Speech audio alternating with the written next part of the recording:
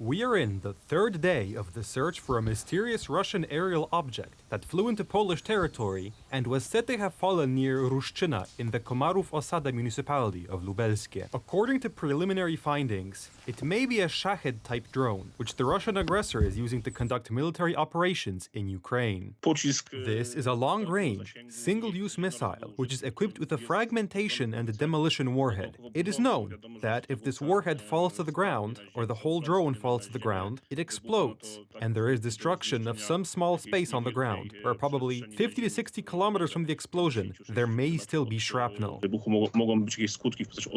According to the Armed Forces Operational Command, the object was visible on 3 radars. The pilots of the F-16s that were picked up for action also saw the object on their systems. On the other hand, they were unable to follow it due to speed differences. In this case, combat helicopters would work well. The ideal one would be the Apache, where the helicopters are equipped with a very effective observation system, and targeting is slow enough that it could keep up with Shahed and keep an eye on it. Another case of foreign aerial objects appearing in the Polish sky.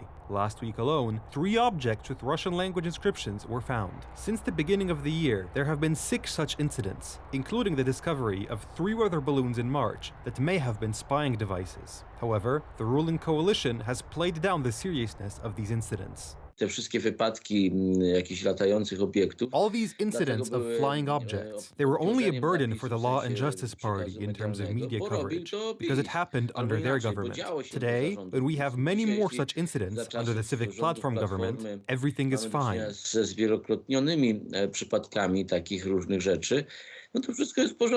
When the remnants of a Russian missile were discovered near Bydgoszcz last May, politicians from the then opposition staged a festival of attacks on the United Right government, demanding the resignation of the head of the defense ministry and the entire government. If such a missile hit a city the size of, say, Bydgoszcz, it would be wiped off the map. Taka rakieta uderzyła właśnie na przykład w Bydgoszcz. Nie może być zgody na to, że It can't be that when a Russian missile falls somewhere on Polish territory, everyone just reacts with apathy. W jakimkolwiek miejscu terytorium Polski. The missile could have been carrying nuclear weapons. It could have been a nuclear attack, and we didn't catch it.